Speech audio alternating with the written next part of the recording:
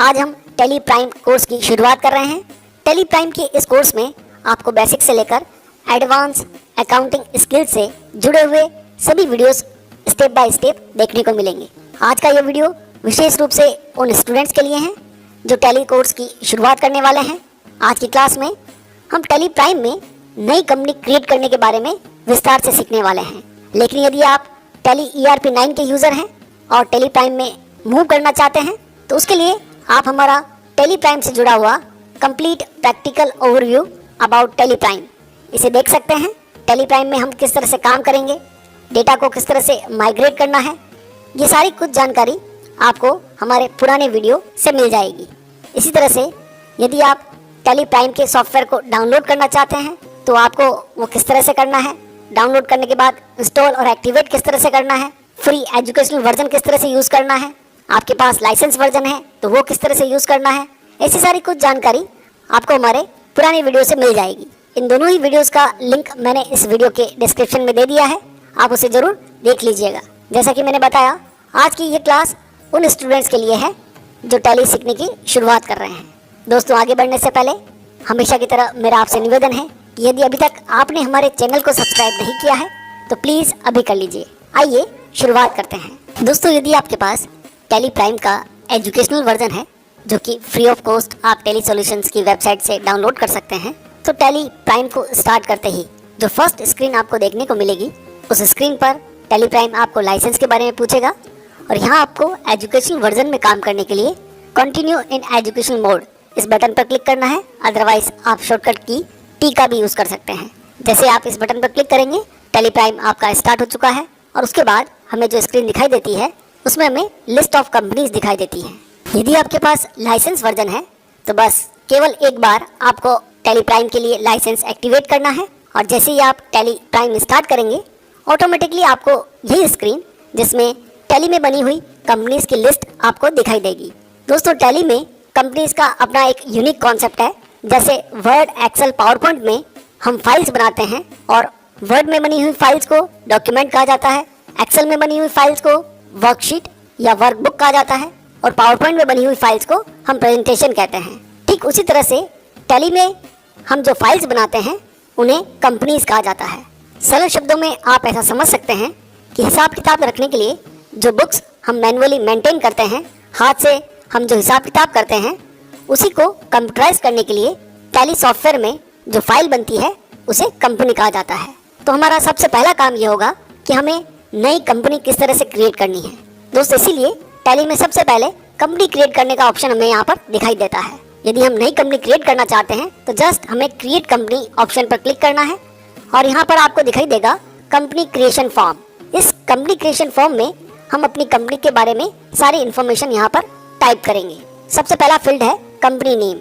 जिस भी नाम से हम अपनी कंपनी की अकाउंटिंग करना चाहते हैं वो कंपनी नेम हम यहाँ पर टाइप करेंगे। जैसे XYZ प्राइवेट लिमिटेड, उसके नीचे आपको दिखाई देगा मेलिंग नेम। और दोस्तों, मेलिंग नेम का सीधा सा मीनिंग होता है पोस्टल एड्रेस में कंपनी का जो नाम हमें यूज़ करना है वो हमें यहाँ पर टाइप करना होता है। जनरली कंपनी नेम और मेलिंग नेम एक जैसे होते हैं, लेकिन यहाँ पर आप कॉन्सेप्ट समझिएगा। कंपनी नेम में आप अपने हिसाब से कोई भी नाम दे सकते हैं, वो नाम आपको टैली की लिस्ट ऑफ कंपनीज में दिखाई देता है। लेकिन मेलिंग नेम में आप जो भी नाम टाइप करेंगे वो नाम आपको इनवॉइस यानी बिल प्रिंट करते समय उस पर दिखाई देगा। ठीक इसी तरह से कंपनी का जो एड्रेस आप यहाँ टाइप करेंगे वो एड्रेस भी इनवॉइस पर प्रिंट होगा। यहाँ आप एक से ज़्यादा लाइन में एड्रेस को टाइप कर सकते हैं। नीचे आपको फील्ड मिलेगा स्टेट, इस कंट्री हमारा इंडिया रहेगा, pin code, telephone number, mobile number, fax, ये सारी इन्फॉर्मेशन यदि आप भरेंगे तो इनवॉइस पर ये प्रिंट हो सकती हैं। सारी इन्फॉर्मेशन को फिल करने के बाद आगे हमको मिलता है फाइनेंशियल ईयर सेट करने का option. Financial year beginning from, हमारा फाइनेंशियल ईयर कब से स्टार्ट होने वाला है। इट मीन्स हम जिस कंपनी की अकाउंटिंग कर रहे हैं उसकी अकाउंटिंग हमें किस फाइनेंशियल ईयर के लिए रखनी है। फाइनेंशियल ईयर स्टार्ट होता है 1 अप्रैल से 31 मार्च तक। तो फाइनेंशियल ईयर बिगिनिंग में हमेशा 1 अप्रैल हमें यूज़ करना है। ईयर हम अपनी आवश्यकता अनुसार यहाँ पर सेट कर सकते हैं। नीचे आपको ऑप्शन मिल रहा है बुक्स बिगिनिंग फ्रॉम।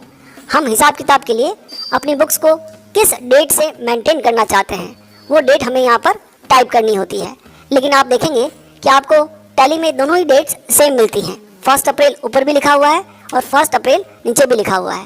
तो जनरली तो ये दोनों डेट्स हमें सेम रखनी चाहिए। फिर भी यदि कोई स्पेसिफिक आपका बिजनेस है और आपने किसी पर्टिकुलर डेट से बिजनेस स्टार्ट किया है तो वो डेट भी आप यहाँ पर टाइप कर सकते हैं। कई स्टूडेंट्स को मैंने देखा है कि वो ऊपर फाइनेंशियल ईयर बिगिन 1 अप्रैल ले लेते हैं और बुक्स बिगिनिंग में 31 मार्च ले लेते हैं। तो ऐसा नहीं करना है दोस्तों।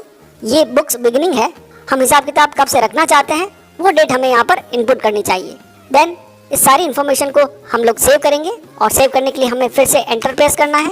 कंपनी की इन्फॉर्मेशन को सेव करने के लिए हमें एक्सेप्ट मैसेज बॉक्स दिखाई देगा।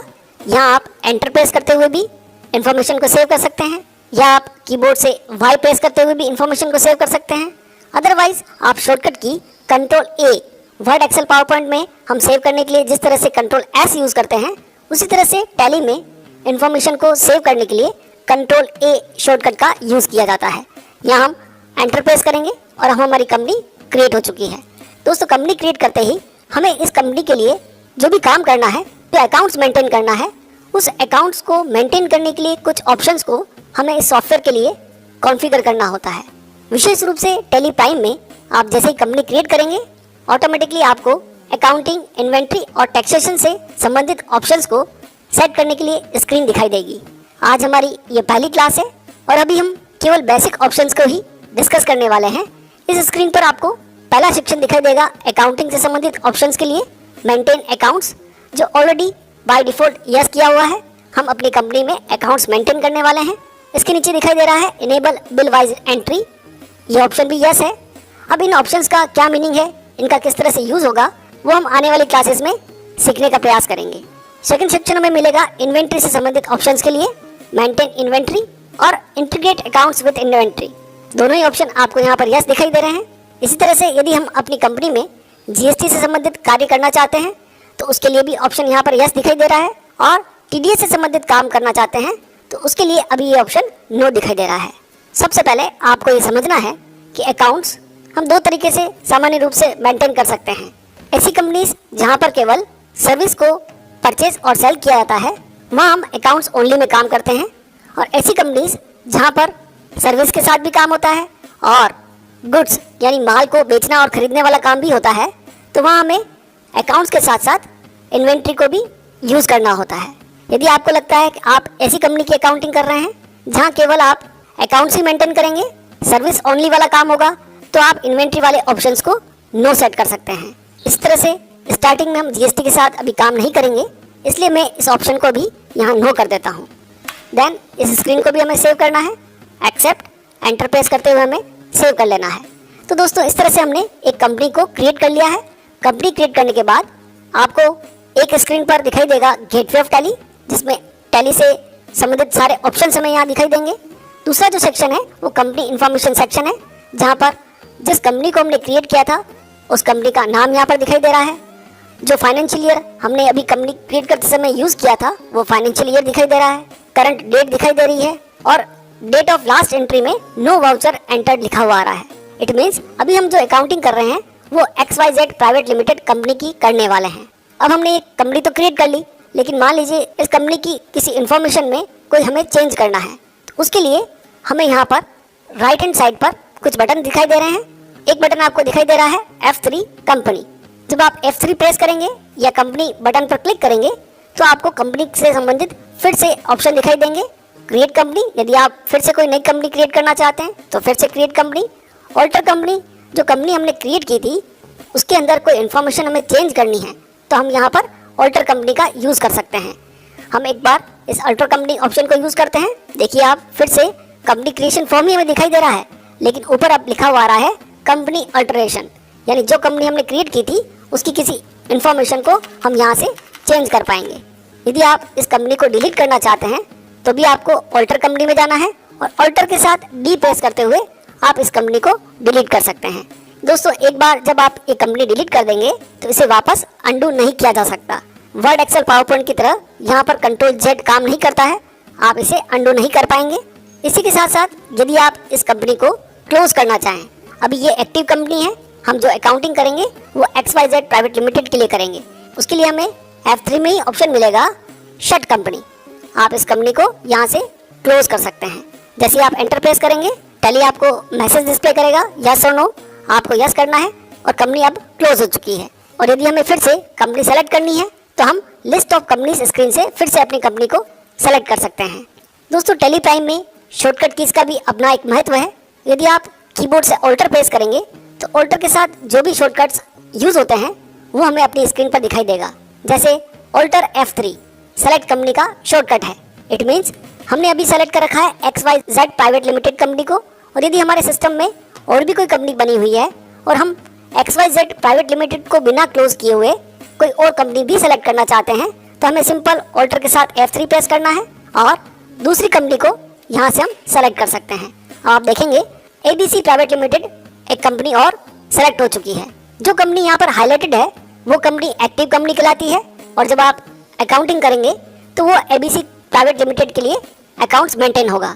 और यदि आप XYZ प्राइवेट लिमिटेड को एक्टिव कंपनी बनाना चाहते हैं तो उसके लिए सिंपल आपको प्रेस करना है F3 इसका शॉर्टकट है, और अब आप XYZ प्राइवेट लिमिटेड को सेलेक्ट कर लीजिएगा तो आपको यहाँ पर दिखाई देगा बोल्ड लेटर्स में XYZ प्राइवेट लिमिटेड ऊपर की तरफ आ चुका है। इट मीन्स अब हमारी active company XYZ private limited है। तो दोस्तों, एक से ज़्यादा कंपनीज में हम एक साथ यहाँ पर काम कर सकते हैं। और यदि आप कंपनीज को शट करना चाहें, बंद करना चाहें, तो उसके लिए हमें यूज़ करना होता है कंट्रोल F3। जैसे आप कंट्रोल F3 प्रेस करेंगे, टैली आपसे पूछेगा किस कंपनी को आपको शट करना है। जैसे मैं ABC प्राइवेट लिमिटेड को शट करना चाहता हूँ। अब आप देखेंगे यहाँ पर हमें केवल XYZ प्राइवेट लिमिटेड ही दिखाई दे रही है। इसी तरह से आपको जो बटन्स दिखाई दे रहे हैं उन बटन्स के साथ एक एरो की भी दिखाई दे रही है। इस एरो पर आप जब क्लिक करेंगे तो सारे शॉर्टकट्स आपको यहीं पर दिखाई देंगे। सिंपल F3 से एक्टिव कंपनी का सिलेक्शन किया जा सकता है। ऑल्टर के साथ F3 से हम कंपनी सेलेक्ट कर सकते हैं। कंट्रोल F3 से हम किसी भी कंपनी को शट कर सकते हैं, बंद कर सकते हैं। ऐसे शॉर्टकट्स जो ऑल्टर के साथ यूज होंगे उनके नीचे आपको सिंगल अंडरलाइन दिखाई देगी, और ऐसे शॉर्टकट्स जो कंट्रोल के साथ यूज होंगे उनके साथ आपको डबल अंडरलाइन दिखाई देगी। तो दोस्तों, आज की क्लास में हमने ये सीखने का प्रयास किया है कि हम टैली में किस तरह से कंपनी को क्रिएट कर सकते हैं। यदि आज का हमारा ये वीडियो आपको पसंद आया हो, उपयोगी लगा हो, ज्ञानवर्धक लगा हो, तो आप इसे जरूर लाइक करें, शेयर करें और कमेंट करें। आज की वीडियो में इतना ही।